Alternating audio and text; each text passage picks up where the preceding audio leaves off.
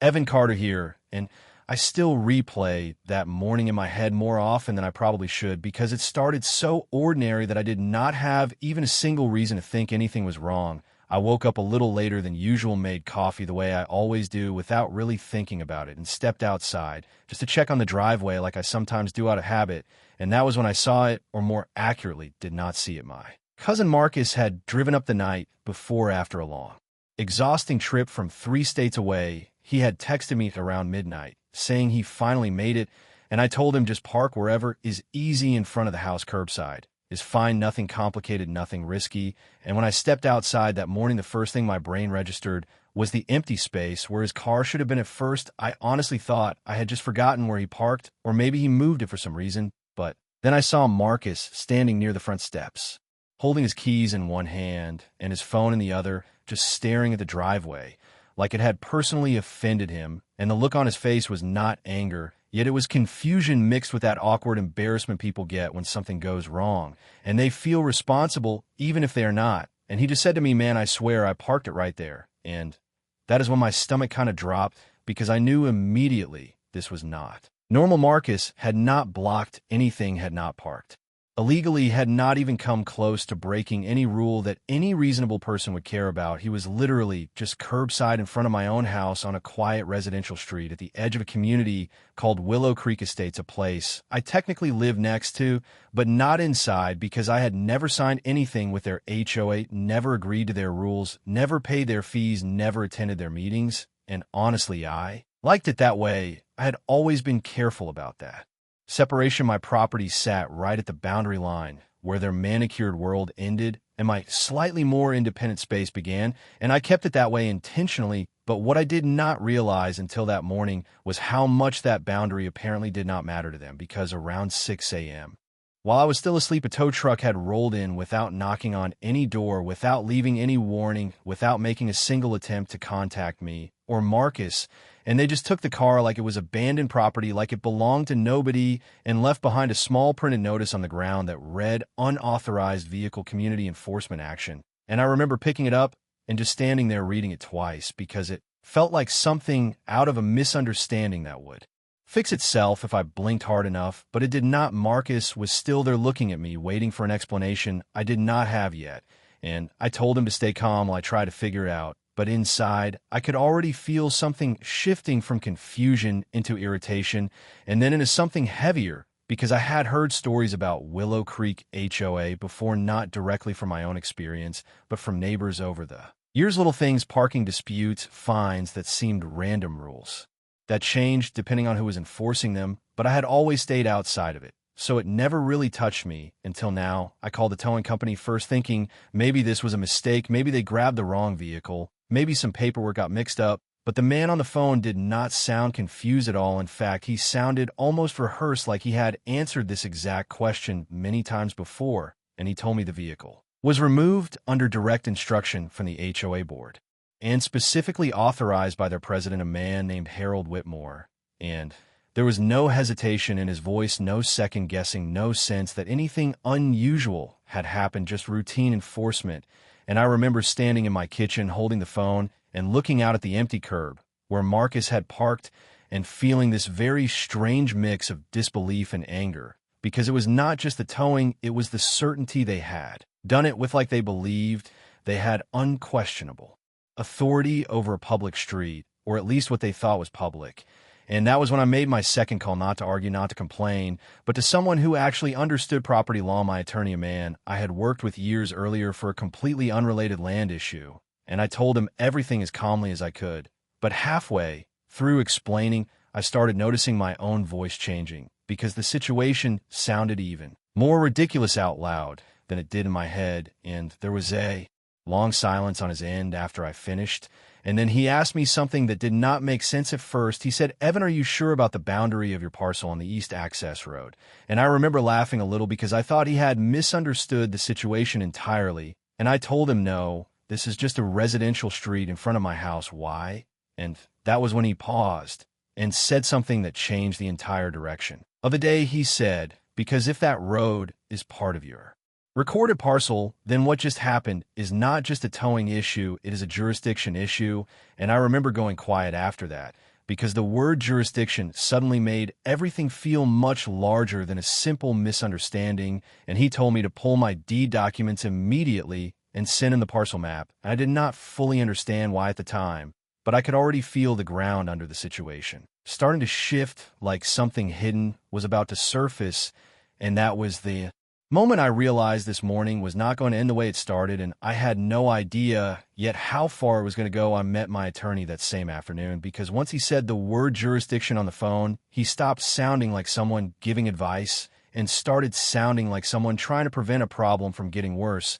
And I remember driving there with the towing slip sitting on the passenger seat like it was heavier than paper should ever feel, and Marcus kept texting me, asking if there was any update, because from his point of view, his car had just disappeared in the middle of a normal visit to family, and I did not even know how to explain to him that it was turning into something much bigger than a simple tow dispute. When I walked into the attorney's office, it was one of those quiet downtown spaces, nothing impressive, just old carpet, slightly flickering fluorescent light, and a desk that had probably seen thousands of cases before mine. But the moment I laid everything out in front of him, I could feel the shift. He stopped leaning back in his chair. He leaned forward instead and started organizing the documents like pieces of a puzzle. He already suspected the shape of. He pulled up county records on his screen and started cross-referencing parcel maps with a focus I had never seen from him before. And I remember standing there thinking, this is either going to end in 5 minutes as a misunderstanding or turn into something I cannot undo. And then he stopped scrolling and just stared at the screen for a second before saying, "Evan, this is not what you think it is." I asked him what he meant, and he turned the monitor slightly toward me, so I could see it clearly, the official parcel boundaries drawn by the county, and there was my property line extending into what everyone in Willow Creek Estates had always treated as a shared entrance road. And I felt this weird delay in my brain, like the information was correct, but it had not fully loaded yet, because everything I had experienced in that neighborhood up until that moment was built on the assumption that that road belonged to the HOA, or at least to the community in some shared legal way. But he was telling me it did not. He leaned back slowly and said the city sold off leftover access strips years ago. Most people did not even realize those transactions happened, because nothing about the physical appearance changed. It still looked like a normal residential entrance, but legally that strip was part of your parcel, and that means something very important. It means the HOA has no inherent authority over it unless they have a separate legal agreement with you, which they do not. And I remember asking him to repeat that part, because it sounded almost unreal. Like, how does an entire gated community function for years on something that basic being wrong? And he nodded and said it happens more often than people think, especially in developments where infrastructure expands over time and legal boundaries are not clearly communicated to residents. But what matters here is not how it happened. What matters is what they did on that land, including enforcement and towing. And I remember the moment he said towing, because it snapped everything back to Marcus sitting on my porch holding his keys, staring at an empty space where his car should have been. And suddenly it was not just a misunderstanding anymore. It was a legal action taken on private property without authorization. I asked him what that meant in real terms, and he told me very carefully it means you have grounds to challenge the tow as wrongful removal, and depending on how long they have been enforcing rules there, you may also have grounds to question the legitimacy of their entire enforcement system on that access strip. And I remember sitting there trying to process that, because it was not just about one incident, it was about repetition. It was about every time someone got fined or warned or told where to park on land that might not have belonged to the organization issuing those instructions. And that is when something inside me shifted from confusion into a kind of quiet focus, because I realized this was not about confrontation, yet it was about evidence. So I asked him what I needed to do next, and he told me very simply, do not argue, do not escalate, just document everything you can find, because right now the strongest position you have is not anger, it is ownership backed by record. And I left his office feeling strangely detached from emotion, like I had stepped outside of the situation and started observing it from above. I drove back toward Willow Creek without any plan to confront anyone. I just needed to see it again with this new information in my head. And when I arrived, I did not park immediately. I just sat there for a while watching the entrance, watching cars come and go, watching the flow of daily life continue completely unchanged, even though my understanding of it had completely changed. And that was the strangest part, because nothing looked wrong on the surface. Everything looked normal. People were waving at each other. Kids were in back seats. Deliveries were being dropped off. Mail was being sorted. And yet underneath all of that normal behavior was something fundamentally unstable. And I started noticing details I had never paid attention to before, like how confidently the HOA signage was placed, how the security guard behaved like he had authority over traffic, how residents never questioned the rules being enforced at the entrance. And it hit me that authority is not always something people verify, it is something they accept because it is repeated enough times. And by the time I got home that evening, I was no longer thinking about Marcus's car as an isolated event. I was thinking about scale, how many times this had happened before, how many people had accepted fines or towing or warnings without ever asking who actually controlled the land those rules were being enforced on. And that night, I could not sleep, because the more I thought about it, the more it stopped feeling like a single mistake and started feeling like a system built on assumption. And systems like that do not stay quiet forever once someone opens them up. And I had a feeling I was already standing at the point where it was starting to open the morning. Everything escalated, started quieter than I expected, almost deceptively normal, like the neighborhood itself was pretending nothing had changed, even though I already knew it had. I drove toward Willow Creek Estates, thinking I would just check the entrance again, maybe observe how people were reacting to the situation with Marcus's car. But the moment I got close, I could feel it. Something in the rhythm of the place had shifted. There were more cars slowing down than usual near the gate, not just passing through, but hesitating, braking earlier than normal, and that hesitation told me everything I needed to know before I even saw the crowd. People were talking now, not casually, not the usual neighbor gossip, but that sharper kind of conversation where information has started to spread faster than explanations can catch up. I parked down the road and walked closer, staying just far enough back to see without immediately entering the center of it. And that is when I saw the group. Maybe 8, maybe 10 residents gathered near the entrance, phones in hand, some showing screenshots, others pointing at the tow slip that had somehow made its way around the neighborhood. Marcus's car was gone, but the story of it was very much still there, and it had evolved into something bigger than the incident itself. People were no longer just asking where the car went, they were asking why it could happen at all. And that shift from event to questioning is usually where systems start to crack. Then I saw Ron Caldwell. He arrived like he always did, fast, direct, already in control in his own mind before he even reached the scene.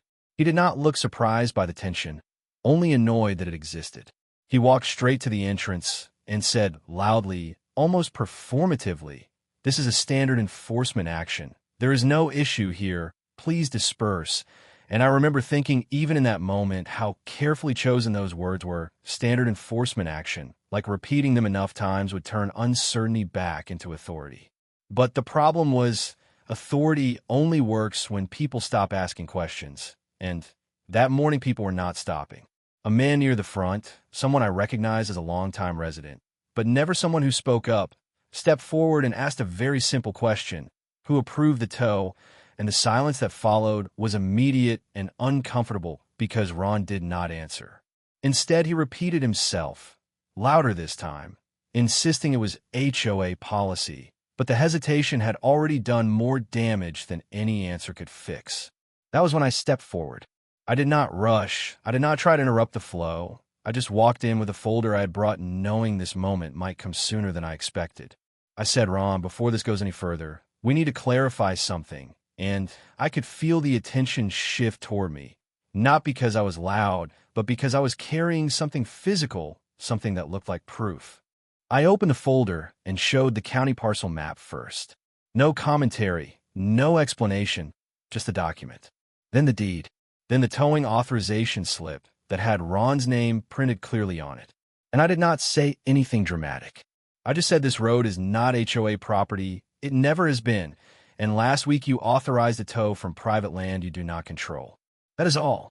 The reaction was not immediate chaos like you see in movies. It was slower, more human. Confusion first. People leaning in to look. Then disbelief.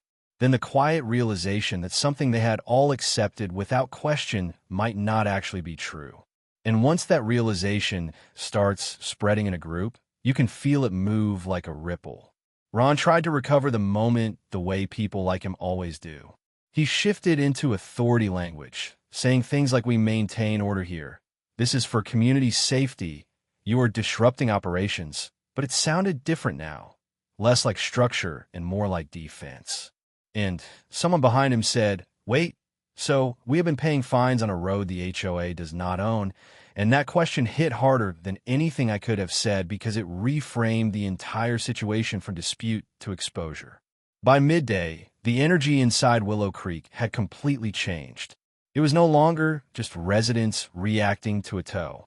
It was residents reevaluating years of rules, notices, fines, warnings, all filtered through a new piece of information they could not ignore. The HOA board itself started contacting me directly, not Ron, not the president, but the other members, and their tone was completely different. It was careful now, measured, almost diplomatic. They said they wanted to resolve the matter quickly, reimburse the towing fees, issue a formal apology, and review enforcement procedures. But what they really wanted was access restored because the entrance road was essential to daily life inside the community. And I remember sitting there listening to them, thinking how fast the language changes when assumptions stop working. Because now it was no longer about authority, it was about dependence. I told them I would consider reopening access, but only under one condition: full acknowledgement that the road ownership is mine and that any enforcement on it must be explicitly approved by me moving forward. No exceptions, no informal rules, no assumed authority, just clarity. And there was a long pause on the line before they agreed, because at that point, they did not really have another option. The next morning, I went back to the entrance alone. No confrontation, no crowd, just the gate, the road, and the sign that had started all of it. I unlocked it and opened it fully so traffic could resume. Cars started moving again within minutes, slowly at first, then normally, like muscle memory returning. But I did not remove the sign.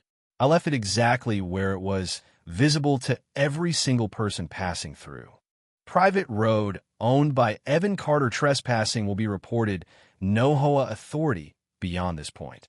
And as I stood there watching people drive through something I now understood differently than they did, I realized the most powerful part of the entire situation was not the gate, not the tow, not even the confrontation. It was the moment people were forced to see something they had never questioned before. And I still think about that sometimes because it makes me wonder how many other places like this exist where people are following rules that were never properly checked, just repeated long enough to feel real. So I will leave you with the same question I had to ask myself. If you were in my position, would you have reopened the road, or would you have kept it closed until everything was fully corrected and exposed? Because honestly, I still understand both sides of that answer.